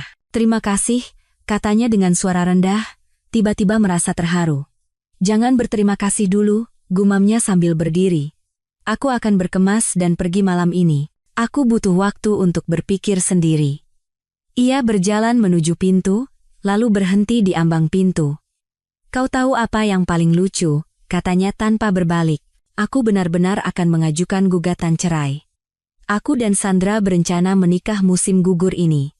Kami bahkan sudah menetapkan tanggalnya, 21 September. Dan sekarang kau punya pilihan, kata Kirana dengan lembut. Dan itu hal yang baik, Baskara. Memiliki pilihan selalu baik. Ia mengangguk singkat dan pergi. Kirana mendengar suaranya bergerak di sekitar apartemen, mengumpulkan barang-barangnya. Suara pintu lemari yang membuka dan menutup, gemerincing kunci, lalu pintu depan tertutup, dan rumah kembali sunyi. Kirana tetap di dapur, meminum tehnya yang sudah dingin, memikirkan betapa anehnya semua ini berjalan. Pagi ini saja, ia hanyalah bayangan tak terlihat dari seorang pengusaha sukses, istri Baskara Aditama. Menjelang senja, ia adalah salah satu pemilik perusahaan besar, pemilik bengkel, dan mungkin, diambang menjadi wanita bebas. Kehidupan yang tampaknya bisa diprediksi hingga akhir tiba-tiba penuh dengan ketidakpastian. Dan anehnya, ketidakpastian itu tidak membuatnya takut, melainkan membuat darahnya bergejolak, seperti segelas anggur yang enak. Kirana bangkit, mencuci cangkirnya, dan pergi ke ruang tamu. Ia duduk di sofa dan, untuk pertama kalinya setelah bertahun-tahun, menyalakan televisi ke saluran yang ingin ia tonton, bukan yang selalu dipilih Baskara. Sebuah film lama, It's a Wonderful Life, sedang diputar. Kirana tersenyum, teringat menontonnya bersama ibunya saat kecil. Kisah seorang pria yang, setelah melalui cobaan, menemukan perspektif baru tentang kehidupan tiba-tiba terasa sangat relevan dengan situasinya sendiri. Apakah hidup dimulai pada usia 45? Pikir Kirana, dan ia tertawa terbahak-bahak, tawa tulus pertama setelah sekian lama. Minggu-minggu berikutnya berlalu begitu cepat bagi Kirana. Setiap hari dipenuhi dengan kesibukan. Pertemuan dengan Dimas yang membantunya memahami seluk-beluk perusahaan. Jam-jam di bengkel untuk mengatur perkakas dan bahan serta membiasakan diri dengan peralatan, percakapan dengan pengacara tentang hak dan kewajibannya sebagai salah satu pemilik. Dimas adalah bantuan yang tak ternilai. Dengan sabar ia menjelaskan struktur perusahaan yang rumit, kekhasan pasar barang antik, prinsip-prinsip penetapan harga. Kirana menyerap pengetahuan seperti spons dan, yang mengejutkan dirinya sendiri, menemukan bahwa ia menikmati dunia bisnis. Ia senang memahami angka dan strategi. Kau cepat sekali belajar, kata Dimas setelah pertemuan lain di mana mereka meninjau laporan triwulanan. Sungguh, Kirana, kau jauh lebih mampu dari yang kau kira. Terima kasih, ia tersenyum, sedikit malu. Hanya saja semuanya begitu menarik. Aku tidak pernah berpikir bahwa bisnis barang antik adalah dunia tersendiri dengan hukum dan aturannya sendiri. Benar, Dimas mengangguk. Dan kau tahu apa yang paling penting? Ini adalah dunia di mana yang penting bukan hanya uang, tetapi juga gairah, pengetahuan, dan penghormatan terhadap sejarah. Sesuatu yang selalu kurang dimiliki Mas Baskara. Bagaimana kabarnya? Tanya Kirana. Kau pernah melihatnya? Ya. Dia mampir ke kantor minggu lalu, Dimas mengerutkan kening. Dia tidak terlihat baik. Kurus, gugup. Tidak banyak bicara. Hanya mengambil beberapa dokumen dan pergi. Kirana menghela napas. Baskara tidak menelepon atau mampir ke rumah sejak malam itu. Melalui sekretarisnya, ia tahu bahwa Baskara bekerja dari apartemen ibunya, mengadakan pertemuan melalui telepon, dan hampir tidak bertemu siapapun. Apakah Sandra bersamanya? Tanyanya. Terkejut pada dirinya sendiri, karena tidak merasakan sakit saat menyebut nama wanita simpanan suaminya. Aku tidak tahu, Dimas menggelengkan kepala. Dia juga tidak masuk kantor, katanya mengambil cuti tak berbayar. Mereka terdiam, masing-masing tenggelam dalam pikirannya sendiri. Dan bengkelmu? Dimas akhirnya mengubah topik. Bagaimana perkembangannya? Wajah Kirana bersinar. Sudah hampir siap. Aku bahkan sudah mencoba merestorasi beberapa benda kecil. Kurasa dalam 1 atau 2 minggu aku bisa membukanya secara resmi. Benarkah? Dimas senang. Itu bagus sekali. Dengar, aku bisa membantumu dengan promosi jika kau mau. Aku kenal beberapa jurnalis yang mungkin mau menulis artikel tentang bengkel baru. Dan kita bisa memposting informasi di situs web perusahaan. Lagi pula, kau kan sekarang salah satu pemilik. Apakah tidak akan terlihat aneh? Kirana ragu-ragu. Mengingat situasinya. Lupakan itu, Dimas melambaikan tangan, bisnis adalah bisnis. Selain itu, ibu pasti akan senang jika toko barang antiknya bekerja sama dengan bengkel restorasi. Itu logis. Kirana tersenyum berterima kasih padanya. Bersama Dimas, segalanya terasa lebih mudah. Ia tidak melihatnya sebagai ancaman atau saingan, tetapi sebagai jiwa yang sejenis, seseorang dengan gairah yang sama terhadap seni. Setelah bertemu Dimas, Kirana pergi ke bengkel. Tempat itu sudah menjadi rumah keduanya. Ia bisa menghabiskan berjam-jam di sana, mengerjakan benda-benda tua, mempelajari buku-buku restorasi profesional yang ia temukan di rak, atau sekadar memikirkan masa depan. Hari ini ia membawa kotak perhiasan jati tua neneknya dari rumah. Kotak yang sama yang sedang ia kerjakan saat Ibu Rahayu memergokinya. Kotak itu hampir selesai, hanya tinggal memasang kunci yang telah direstorasi dan memoles permukaannya. Kirana mengenakan celemeknya, menyalakan lampu khusus, dan tenggelam dalam pekerjaan, keberadaan waktu lenyap. Yang ada hanyalah tangannya, perkakasnya, dan kayu tua yang seolah mendapatkan kehidupan kedua di bawah sentuhannya. Ia tidak mendengar pintu bengkel terbuka. Baru ketika ia merasakan langkah kaki di belakangnya, Kirana berbalik dengan terkejut. Di ambang pintu berdiri Baskara. "Hai," katanya, menggeser kakinya dengan canggung. Kurasa kita perlu bicara. Kirana perlahan-lahan melepas sarung tangan kerjanya dan mematikan lampu. Halo, jawabnya, mengamati suaminya dengan saksama. Ya, kurasa sudah saatnya. Baskara masuk ke dalam bengkel, melihat sekeliling dengan mata penasaran. Untuk pertama kalinya, Kirana melihatnya menatap benda-benda tua itu seolah-olah mencoba memahami esensi dan sejarahnya, bukan hanya harganya. Ia berhenti di samping meja kerja di mana kotak perhiasan yang setengah jadi itu berada. "Ini kotaknya?" tanyanya, dengan hati-hati menyentuh bagian tatahan perak dengan jarinya. "Yang ibu lihat waktu itu?" "Ya," Kirana mengangguk. "Punya nenekku. Usianya lebih dari 100 tahun. Cantik," kata Baskara tak terduga. "Aku tidak pernah sadar detailnya begitu menarik." Kirana menatapnya dengan heran. Selama 15 tahun pernikahan, ia tidak pernah menunjukkan minat pada hobinya, apalagi menghargai keindahan benda-benda tua. "Kau terlihat berbeda," katanya. "3 minggu sendirian membuatku banyak berpikir." Baskara mengangkat bahu. "Mau kopi? Aku lihat ada mesin pembuat kopi di sini." "Boleh." Kirana setuju, belum mengerti kemana arah pembicaraan ini. "Kurasa susunya habis. Aku bawa." Dari tas yang nyaris tidak Kirana perhatikan, Baskara mengeluarkan sekotak susu, sebungkus kopi, dan sekotak coklat, bukan bolu meranti yang ia benci, melainkan coklat Godiva favoritnya. Dan kopi yang enak. Sementara Baskara sibuk dengan mesin pembuat kopi, Kirana mengamatinya, mencoba mencari tahu apa yang sedang terjadi. Baskara tidak terlihat sempurna seperti biasanya. Alih-alih celana setelan, ia mengenakan jeans, dan alih-alih kemeja berdasi, ia mengenakan sweater sederhana. Bahkan sikapnya berbeda, seolah-olah ia telah kehilangan sebagian dari kepercayaan diri yang menjadi ciri khasnya. Akhirnya kopi sudah siap. Mereka duduk di dekat jendela, dan Baskara menuangkan minuman harum itu ke dalam cangkir. Ia hanya menambahkan sedikit susu, cukup untuk menjaga kopi tetap kental seperti yang disukai Kirana. "Kau masih ingat seleraku?" katanya terkejut.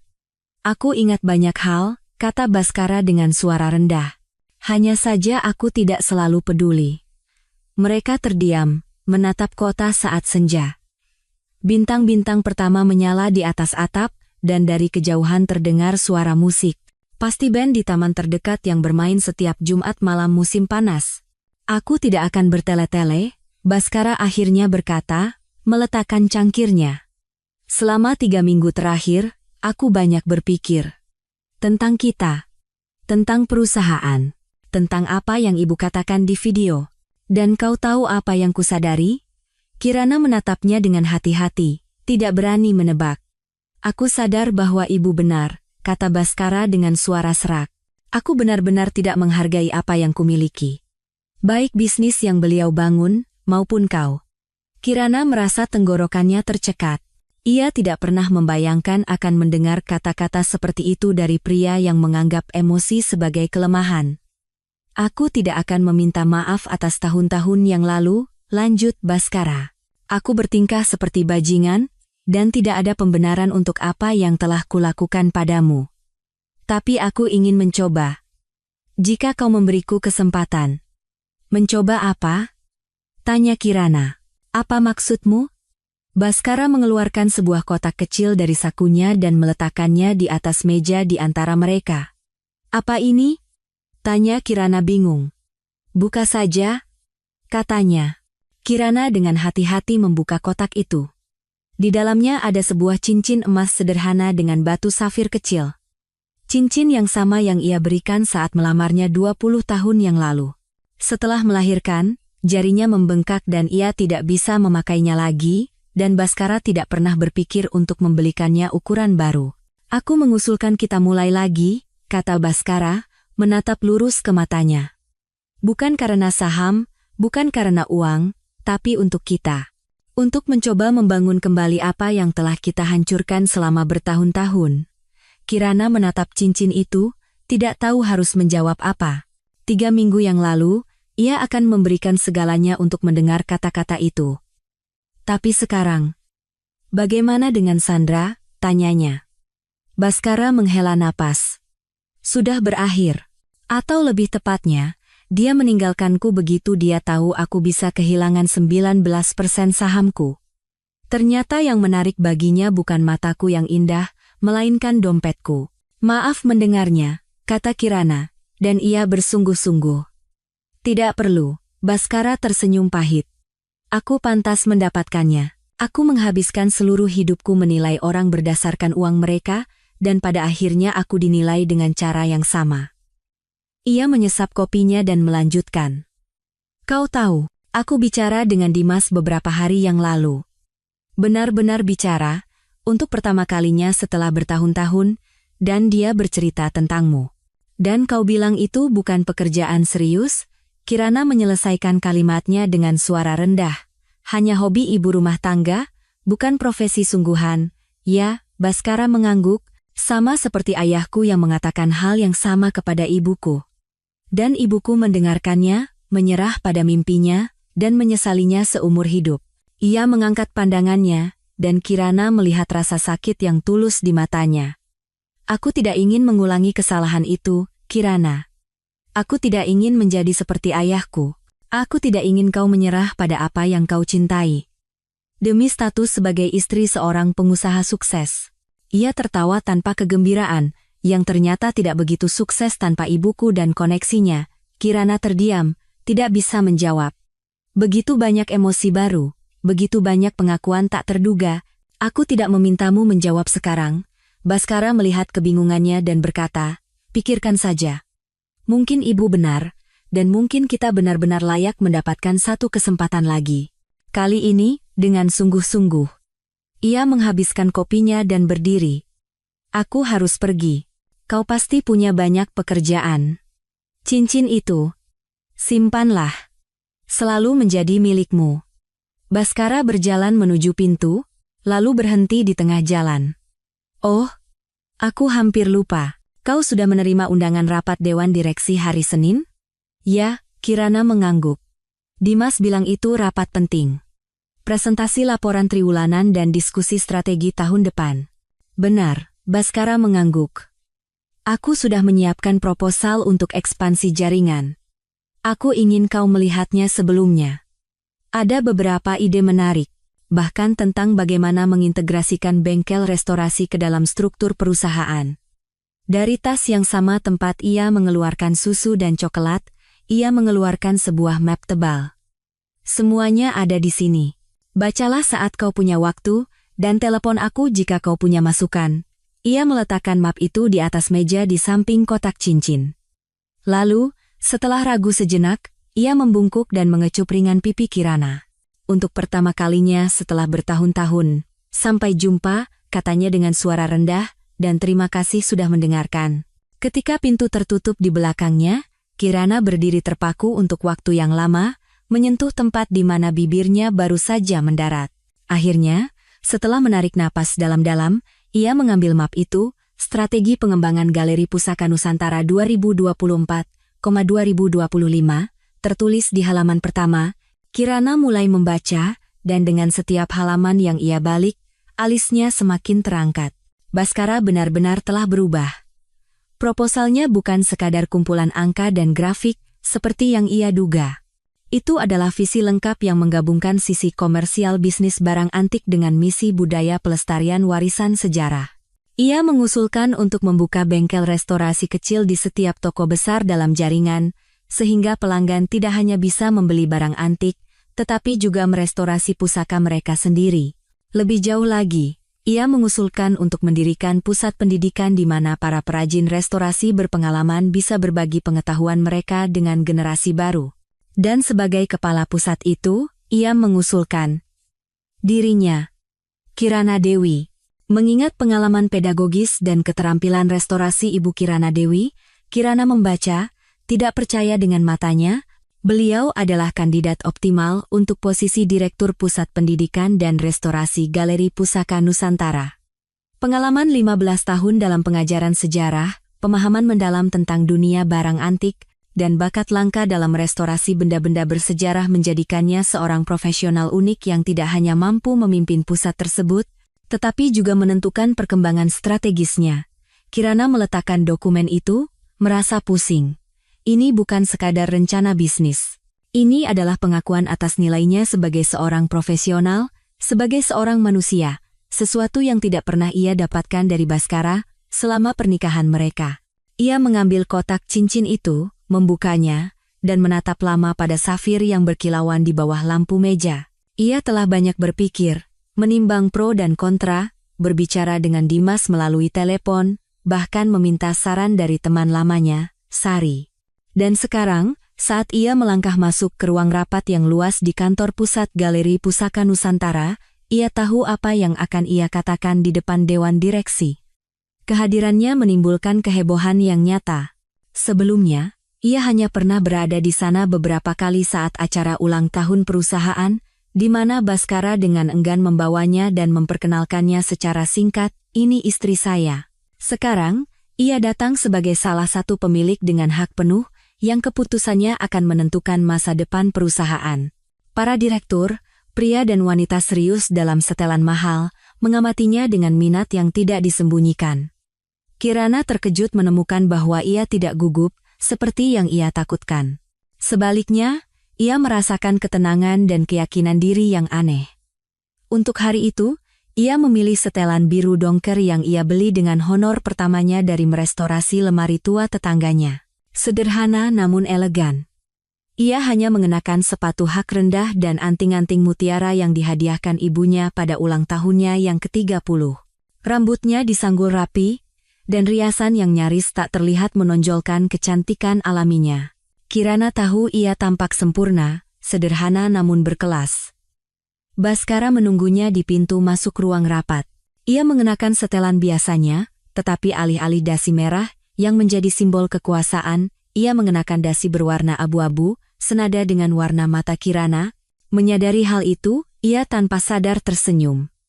"Kau datang," katanya, terdengar sangat lega. "Aku khawatir kau akan berubah pikiran."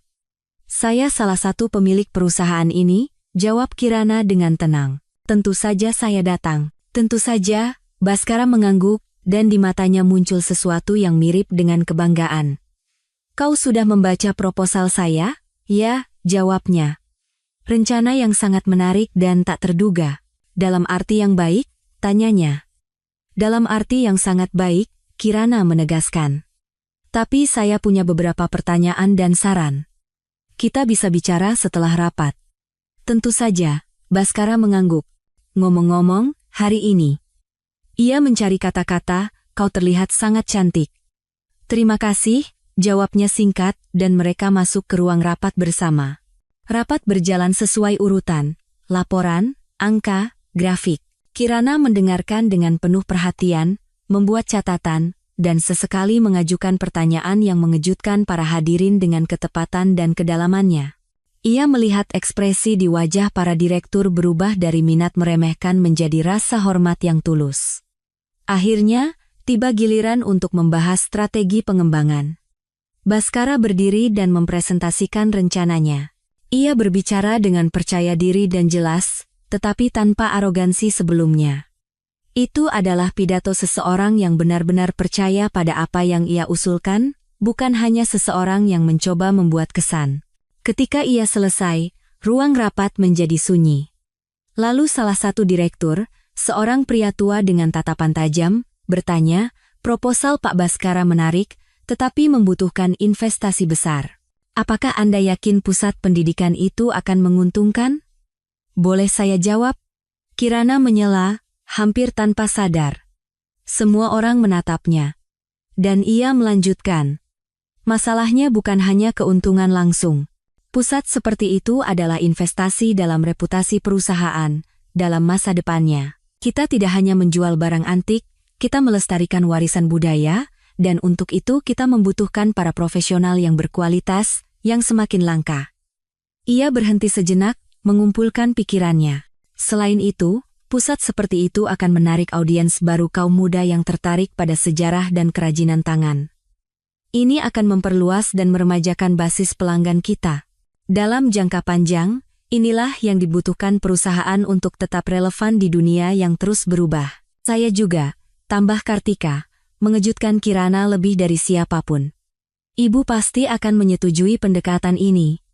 Saya usulkan pemungutan suara, kata ketua Dewan Direksi, yang setuju dengan strategi yang diusulkan. Semua tangan terangkat, keputusan itu bulat, diterima, umum ketua Dewan. Selamat, Pak Baskara, Bu Kirana, proposal Anda diterima. Setelah rapat selesai, Kirana dikelilingi oleh para direktur. Ketika semua orang telah pergi, hanya ia dan Baskara yang tersisa di ruang rapat. Ia menatapnya dengan ekspresi baru, campuran rasa hormat, kekaguman, dan sesuatu yang tidak bisa Kirana definisikan dengan tepat. Kau luar biasa, katanya. Sungguh, Kirana. Aku tidak pernah membayangkan kau tahu begitu banyak tentang bisnis. Saya juga tidak, akunya. Tapi saya menemukan bahwa saya menyukainya, dan saya tidak begitu buruk dalam hal ini. Buruk? Baskara menggelengkan kepala. Kau brilian. Semua orang terpesona padamu. Bahkan Pak Tirtayasa, dan dia tidak pernah terpesona pada siapapun. Kirana tersenyum, merasakan pipinya memerah. Kalau begitu ayo ke sana, Baskara setuju dengan kesediaan yang tak terduga. Sudah lama aku tidak makan burger sungguhan. Mereka meninggalkan kantor bersama, dan untuk pertama kalinya setelah sekian lama, Kirana tidak merasa seperti embel-embel suaminya. Ia berjalan di sampingnya, setara dengannya, percaya diri, tahu apa yang ia inginkan dari kehidupan. Terima kasih, Ibu, pikirnya, menatap langit musim panas. Anda benar-benar memberiku kesempatan untuk hidup baru. Dan bukan hanya aku. Ingat bagaimana kita bertemu? Tanya Baskara sambil menggigit burgernya. Mereka berada di kedai kenangan, di meja dekat jendela tempat Kirana sering mengoreksi ujian. Dan kau mengundangku ke kafe ini. Dan kau setuju, meskipun kau bilang biasanya tidak pergi dengan orang asing, tambah Baskara, kau bilang kau tidak bisa menolak godaan burger. Aku benar-benar tidak bisa, Kirana menghela napas dengan pura-pura, dan kau juga. Kau terlalu keras pada dirimu sendiri, kata Kirana dengan lembut. Kau tidak kosong, kau hanya sedikit tersesat. Kau selalu lebih baik dari yang pantas kudapatkan, Baskara menggelengkan kepala. Setelah semua yang kulakukan, kau masih menemukan kata-kata baik untukku. Keheningan menyusul. Bus tua lewat di luar, mengingatkan Kirana pada hari ketika ia pergi ke bengkel setelah membaca surat Ibu Rahayu. Dan kau? Baskara tiba-tiba bertanya, mengapa kau menanggung semua itu? Mengapa kau tidak pergi? Kirana berpikir. Pertanyaan yang telah ia ajukan pada dirinya sendiri berkali-kali selama beberapa tahun terakhir. Awalnya karena cinta, lalu kebiasaan. Kemudian rasa takut akan perubahan, dan juga, kurasa, harapan. Harapan bahwa suatu hari kau akan kembali menjadi Baskara yang kucintai, dan sekarang? Tanyanya dengan suara rendah. Apakah harapan itu masih ada? Kirana menatapnya lama. Aku tidak tahu, Baskara. Aku benar-benar tidak tahu. Terlalu banyak yang telah terjadi, terlalu banyak rasa sakit, tapi, ia mencondongkan tubuh ke depan, terpaku pada setiap katanya, tapi aku melihat kau sedang berubah. Dan aku ingin tahu kemana ini akan mengarah. Baskara tersenyum tipis. Aku mengerti. Itu sudah cukup. Untuk saat ini, itu sudah cukup. Mereka menghabiskan burger mereka, meminum kopi, membayar, dan berjalan keluar ke jalan. Hari itu cerah dan hangat, sempurna untuk berjalan-jalan. Dengan kesepakatan tanpa kata, mereka berjalan di jalanan yang sudah dikenalnya menuju Taman Suropati, tempat mereka sering berjalan-jalan saat masih kuliah. Aku melihat proposal bengkelmu, kata Baskara saat mereka melewati air mancur tua. Sangat mengesankan. Terutama ide lokakarya untuk anak-anak. Terima kasih, Kirana tersenyum. Kupikir itu bisa menjadi bagian dari program pendidikan pusat kita. Mendekatkan anak-anak pada sejarah melalui budaya material, mengajari mereka nilai kerja tangan dan keindahan benda-benda tua. Ide yang brilian, Baskara mengangguk. Faktanya, aku sudah bicara dengan Sarah dari tim pemasaran. Mereka siap membuatkanmu citra merek, situs web, semua materi promosi untuk bengkelmu. Tentu saja, atas biaya perusahaan. Tapi mengapa? Kirana terkejut. Aku berencana membuka bengkel pribadi kecil, bisnisku sendiri. Dan aku berpikir bengkelmu bisa menjadi proyek andalan jaringan kita, kata Baskara.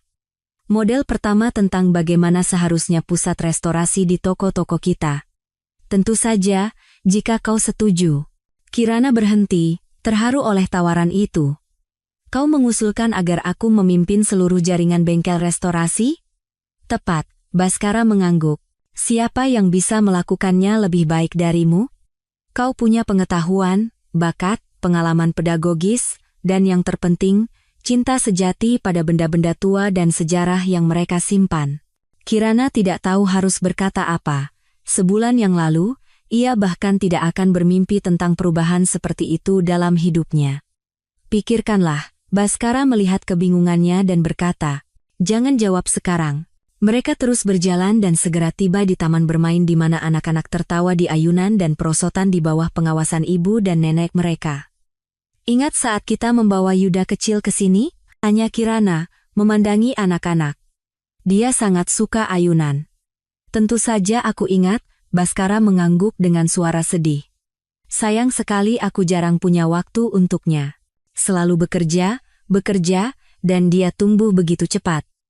Ngomong-ngomong tentang Yuda, Kirana teringat. Kau sudah meneleponnya? Memberitahunya tentang wasiat neneknya? Ya. Baskara menghela napas. Dia bilang itu bukan urusannya, bahwa dia hanya tertarik pada bagian warisannya, benar-benar anak ayahnya.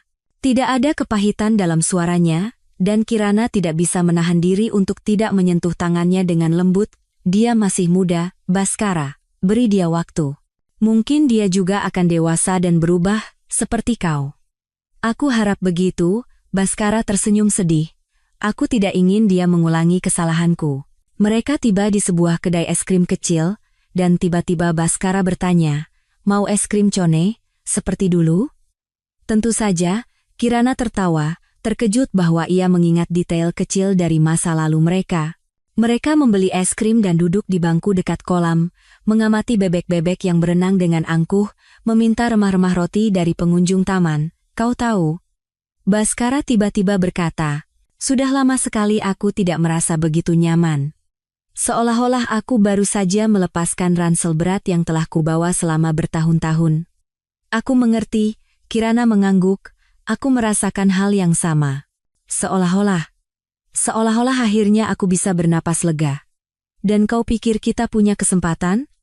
Tanyanya dengan hati-hati. Bukan untuk kembali ke masa lalu, itu tidak mungkin, tapi untuk membangun sesuatu yang baru, sesuatu yang nyata. Kirana menatap lama ke air, ke sinar matahari yang bermain di permukaannya, ke bebek-bebek yang mengapung.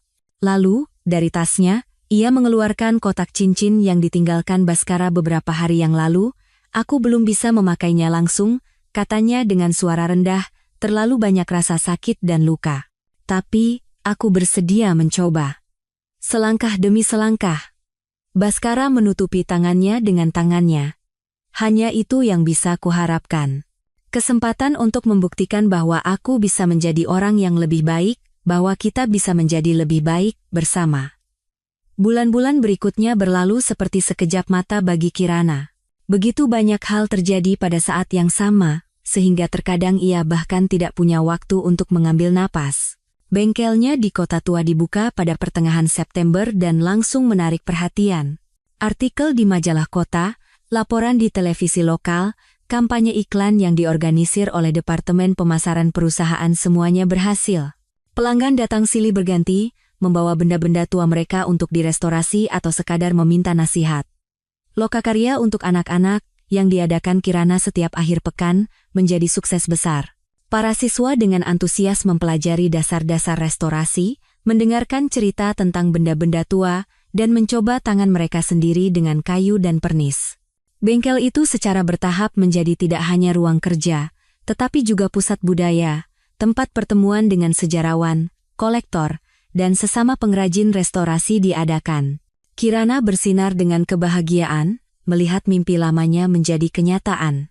Pada saat yang sama, proyek pusat pendidikan restorasi di dalam perusahaan juga berjalan. Kirana secara aktif berpartisipasi dalam pengembangan program, pemilihan staf pengajar, dan persiapan fasilitas.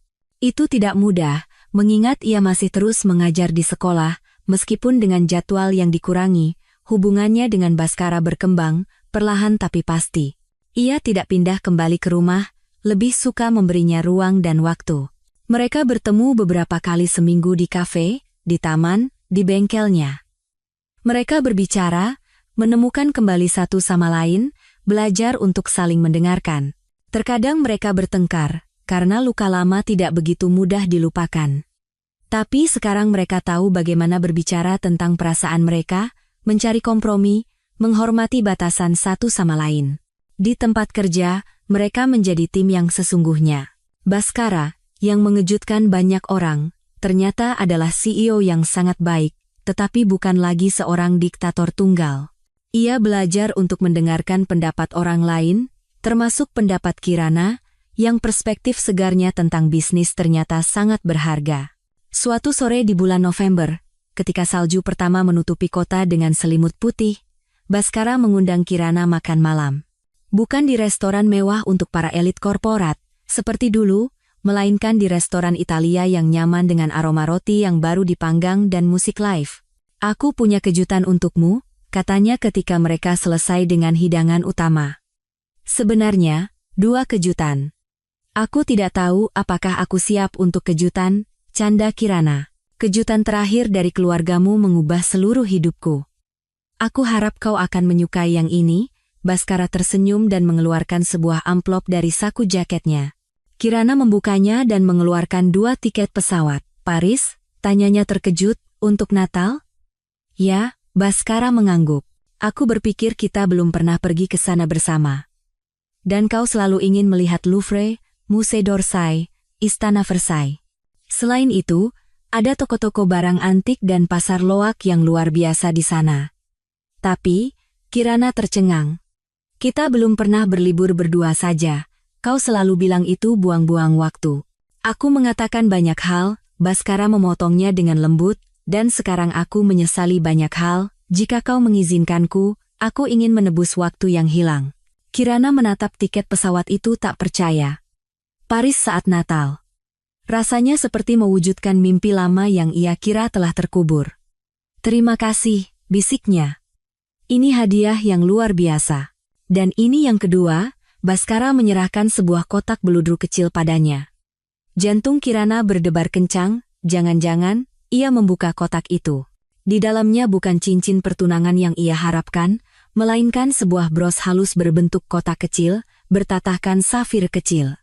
"Barang antik, awal abad ke-20, Baskara menjelaskan, "aku menemukannya di salah satu toko kita, dan langsung teringat padamu. Ini melambangkan awal yang baru bagi kita, halaman baru dalam hidup kita. Maukah kau menerimanya?" Kirana dengan hati-hati mengambil bros itu. Sangat indah. Pengerjaan yang halus, desain yang elegan, sederhana dan berkelas. "Sangat cantik," katanya dengan tulus. "Tentu saja aku mau." Baskara membantunya memasang bros itu di kerah jaketnya, dan jari-jarinya berlama-lama di bahunya. "Kau bahagia, Kirana?" tanyanya tiba-tiba. "Sekarang, dalam kehidupan baru ini?" Kirana berpikir.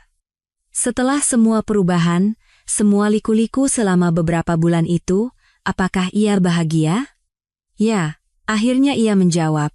Bukan kebahagiaan ringan seorang gadis 20 tahun, tetapi kebahagiaan yang dalam dan sadar dari seorang wanita dewasa yang tahu nilai setiap hari, setiap saat.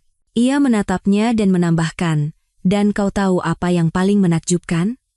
Aku berterima kasih kepada ibumu atas semua yang telah beliau lakukan, karena telah memaksa kita untuk berubah. Tanpa itu, kita mungkin masih hidup dalam sangkar emas kita, tidak tahu apa arti kebebasan yang sesungguhnya." Baskara menutupi tangannya dengan tangannya. "Aku juga berterima kasih padanya. Karena telah menyelamatkan kita berdua dari diri kita sendiri."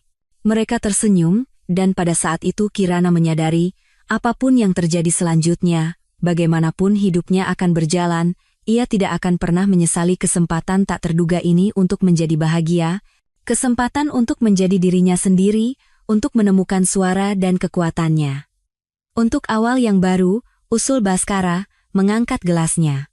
"Untuk awal yang baru," Kirana mengulangi, dan gelas mereka berdenting, suara merdu yang menjanjikan babak baru yang lebih baik dalam sejarah mereka. Permisi, Bu Kirana. Seorang wanita muda tersenyum saat memasuki bengkel, membawa nampan dengan 2 cangkir kopi hitam kesukaan ibu. Kirana mengangkat kepalanya dari pekerjaannya, sebuah meja tulis tua yang dipercayakan oleh Museum Sejarah Jakarta untuk direstorasi. Kau penyelamatku, Ratih, ia tertawa. Aku begitu fokus sampai lupa waktu. Tepat 2 tahun telah berlalu sejak hari di kantor Bapak Hermawan Susanto ketika kata-kata yang mengubah hidup Kirana Dewi diucapkan. 2 tahun yang penuh dengan perubahan dan penemuan, kesulitan dan kegembiraan. Bengkel di kota tua bukan lagi sekadar ruang kerja. Itu adalah jantung dari seluruh jaringan studio restorasi yang telah dibuka di samping toko-toko utama Galeri Pusaka Nusantara. Dan pusat pendidikan restorasi, yang dipimpin oleh Kirana, telah meluluskan angkatan pertama spesialis muda, beberapa di antaranya telah menjadi asistennya. Ratih, seorang sarjana sejarah yang baru lulus, adalah salah satu muridnya yang paling berbakat. Kirana melihat citra dirinya di masa muda dalam dirinya semangat yang sama, cinta yang sama pada benda-benda tua dan cerita mereka. Pak Dimas menelepon tadi, lapor Ratih, meletakkan cangkir di meja kecil dekat jendela. Beliau akan terlambat 30 menit. Ada sedikit masalah dengan pengiriman jam antik dari Swiss. Tidak apa-apa, Kirana mengangguk. Kita punya banyak waktu. Hari itu adalah hari peringatan kematian Ibu Rahayu, dan setelah berkumpul di makam, seluruh keluarga berencana untuk makan siang sederhana bersama. Selama 2 tahun itu, tidak hanya kehidupan Kirana yang berubah, tetapi juga hubungan dalam keluarga Aditama. Dimas menjadi lebih dekat dengan Kirana dan Baskara, sering mampir, membantu dengan bisnis, dan dengan tulus mendukung mereka. Kartika, yang awalnya waspada, juga membuka hatinya kepada adik iparnya setelah Kirana menemukan bahwa putrinya memiliki bakat dalam restorasi tekstil dan membantunya masuk ke sekolah seni. Bahkan Yuda, putra Kirana dan Baskara, yang awalnya skeptis terhadap perubahan dalam keluarganya, mulai berubah. Setelah menyelesaikan kuliahnya, ia membatalkan rencananya untuk tinggal di Eropa dan memutuskan untuk kembali ke rumah dan bergabung dengan bisnis keluarga. Sekarang ia sedang magang, berkeliling berbagai departemen untuk mengenal perusahaan dari dalam. Kirana melirik jam. Masih ada waktu sebelum janji dengan keluarga, dan ia bisa menyelesaikan bagian yang sangat rumit dari meja tulis itu. Ia mengenakan kacamata dengan lensa pembesar, dan kembali ke pekerjaan teliti merestorasi tatahan. Masa lalu dan masa kini terjalin dalam hidupnya, seperti desain pada perabotan tua yang ia restorasi. Terkadang, pada saat-saat konsentrasi penuh seperti itu, ia merasa seolah-olah Ibu Rahayu sendiri sedang mengawasinya dari suatu tempat, mengangguk setuju. Pintu bengkel terbuka lagi, tetapi kali ini Baskara yang masuk. Ia mengenakan setelan tanpa dasi dan membawa seikat mawar putih, bunga favorit ibunya. "Hai," katanya, mengecup pipi Kirana. Mengganggu, hampir selesai, ia tersenyum, melepas kacamatanya. "Kau datang lebih awal." "Aku menunda beberapa pertemuan," Baskara menjelaskan, duduk di tepi meja. "Aku ingin menjemputmu dan pergi ke makam bersama." Kirana mengamatinya dengan saksama. Selama 2 tahun itu, ia telah berubah tidak hanya secara internal, tetapi juga secara eksternal. Arogansi telah lenyap dari sikapnya, dan kerutan baru muncul di sekitar matanya bukan karena ketegangan, tetapi karena senyuman. Bahkan rambutnya mulai beruban, dan anehnya, uban pertama itu membuatnya lebih menarik. Hubungan mereka juga telah melalui banyak hal. Ada saat-saat ketika tampaknya mustahil untuk mengatasi masa lalu, ketika rasa sakit dan dendam tampak terlalu dalam, tapi mereka tidak menyerah. Mereka bekerja pada diri mereka sendiri dan pada satu sama lain. Baskara bahkan menjalani konseling psikologis keputusan yang dulu akan ia anggap konyol. "Jika aku bisa menyewa pelatih untuk tubuhku, mengapa tidak untuk jiwaku?" katanya saat itu. Setengah tahun yang lalu, ia akhirnya pindah kembali ke rumah, dan mereka mulai hidup bersama lagi. Bukan lagi sebagai orang asing di bawah satu atap, tetapi sebagai mitra sejati, setara dalam segala hal. "Apa yang kau pikirkan?" tanya Baskara, memperhatikan tatapannya. "Tentang kita?" jawab Kirana jujur. tentang betapa banyak yang telah berubah selama 2 tahun ini. Ke arah yang lebih baik, kuharap, suaranya memiliki sedikit keraguan yang tidak ada sebelumnya. Jelas ke arah yang lebih baik, ia tersenyum, meletakkan tangannya di atas tangannya. Cincin safir berkilauan di jarinya, cincin yang sama yang ia berikan saat melamarnya bertahun-tahun yang lalu, yang mulai ia pakai lagi sejak tahun baru lalu. Mereka bertukar pandang penuh pengertian yang tidak lagi membutuhkan kata-kata. "Bagaimana proyek barumu?" tanya Baskara, menunjuk ke cetak biru yang terbentang di meja sebelah. "Sedang berjalan," jawab Kirana dengan antusias. "Tata letaknya sudah hampir final. Jika sesuai jadwal, kita bisa membuka sekolah bengkel untuk anak-anak disabilitas musim gugur ini. Itu adalah proyek bersama mereka. Inisiatif sosial yang berfokus pada integrasi dan orientasi karir anak-anak penyandang disabilitas." Ide itu muncul setelah Kirana melihat bagaimana seorang anak dengan spektrum autisme menunjukkan bakat luar biasa dalam bekerja dengan kayu. Baskara sepenuhnya mendukungnya, mengalokasikan ruang dan sumber daya dari anggaran perusahaan. "Bagus sekali," Baskara mengangguk. "Aku sudah bicara dengan Kementerian Kebudayaan. Mereka bersedia memasukkan kita ke dalam program dukungan kerajinan tradisional. Itu akan memberi kita dana tambahan dan pengakuan." "Benarkah?" Kirana senang. "Itu fantastis. Kita bisa menerima lebih banyak anak." "Itu yang kupikirkan," Baskara tersenyum. Kirana menatapnya dengan lembut. Betapa ia telah berubah. Dulu, dalam setiap proyek, ia hanya tertarik pada keuntungan dan prestise. Sekarang ia dengan tulus gembira atas kesempatan untuk membantu mereka yang membutuhkan. Tentu saja, Baskara tetap seorang pengusaha yang tangguh. Ia masih menghitung setiap rupiah, bernegosiasi dengan keras, dan tahu bagaimana membuat keputusan sulit. Tetapi sekarang, di balik angka dan kontrak, ia melihat orang-orang, nasib mereka, kegembiraan dan kesedihan mereka. "Sudah waktunya pergi," kata Baskara, melirik jam. "Dimas pasti sudah menunggu di depan." Kirana mengangguk, melepas celemek kerjanya, dan mengenakan mantel tipis. Bulan Juni dimulai dengan sejuk. Ia melangkah keluar ke jalan bersama suaminya. Dimas memang sedang menunggu mereka, bersandar di mobilnya, melambai saat melihat Kirana dan Baskara. "Kukira kalian akan terlambat," katanya, pertama-tama memeluk kakak iparnya, lalu kakaknya. "Seperti biasa, tenggelam dalam pekerjaan." "Seperti biasa," Kirana mengangguk. "Aku sedang merestorasi meja tulis dari museum." "Sangat indah, Dimas. Kayu kenari, tatahan perak, hiasan perunggu." Sudah, Baskara memutar matanya dengan bercanda. Jika dia mulai bicara tentang pekerjaan, dia tidak akan berhenti. "Lihat siapa yang bicara," Kirana tertawa.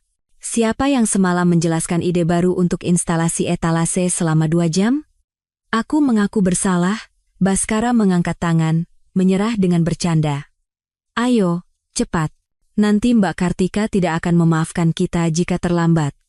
Suasananya sedang hikmat hari ini. Mereka masuk ke dalam mobil dan menuju pemakaman tempat Ibu Rahayu dimakamkan. Di perjalanan, Kirana memandang kota yang berlalu di luar jendela. Sangat akrab, namun baru, seolah-olah ia melihatnya dengan mata yang berbeda. Banyak yang telah berubah selama 2 tahun itu.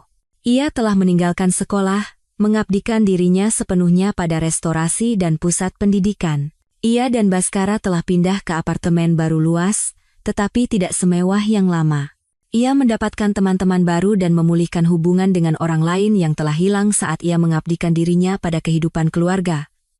Tetapi yang terpenting, ia sendiri telah berubah. Dari seorang wanita yang pendiam, tidak percaya diri, terbiasa dengan sedikit, menjadi orang yang kuat dan mandiri yang tahu nilainya. Namun, ia tidak menjadi keras, sinis, atau otoriter. Sebaliknya, saat menemukan kekuatan batinnya, ia belajar untuk lebih menghargai kegembiraan sederhana dalam hidup, persahabatan, cinta, keindahan dunia di sekelilingnya.